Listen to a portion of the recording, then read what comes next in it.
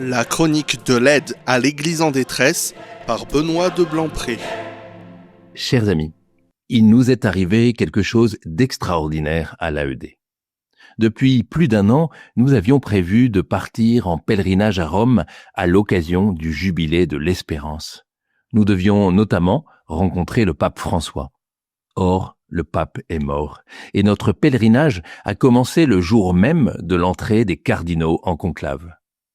Nous avons eu la grâce, le premier matin, de participer en la basilique Saint-Pierre à la messe célébrée pour le début de l'élection du nouveau souverain pontife.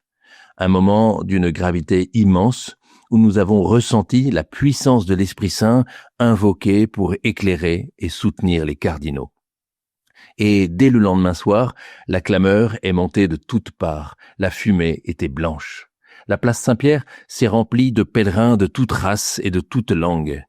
Et les mots que nous attendions tous ont résonné dans le ciel de Rome, « Habemus Papam ». Nous avons acclamé notre nouveau pape comme un père et un pasteur. Il a pris le nom de Léon XIV. Nous avons été marqués par son visage empreint d'émotion, de douceur, de simplicité et de prière. Et j'ai été très touché par la joie immense de toutes les personnes présentes, faisant écho à la joie partagée par les fidèles du monde entier. Notre pape connaît de près la détresse de l'Église. Pendant plus de 20 ans, il a servi comme missionnaire au Pérou. Et à cette époque, l'AED a collaboré avec lui, soutenant ses projets dans les diocèses les plus pauvres. Il nous écrivait alors « Que Dieu bénisse le travail accompli par l'aide à l'Église en détresse ».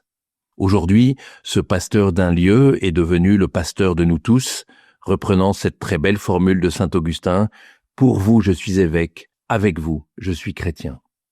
Chers amis, vous le savez certainement, l'AED est une fondation pontificale. Alors nous accueillons avec une très grande joie ce pape qui nous est donné par l'Église. Un pape missionnaire qui nous a appelés depuis la loggia de la basilique Saint-Pierre à être une Église qui marche, une Église qui cherche toujours la paix, qui cherche toujours la charité, qui cherche toujours à être proche, surtout de ceux qui souffrent. Bien sûr, nous reprenons à notre compte, mot pour mot, ce beau programme. Alors, chers auditeurs, prions pour notre pape, prions avec lui, et soutenons plus que jamais les églises qui souffrent dans le monde.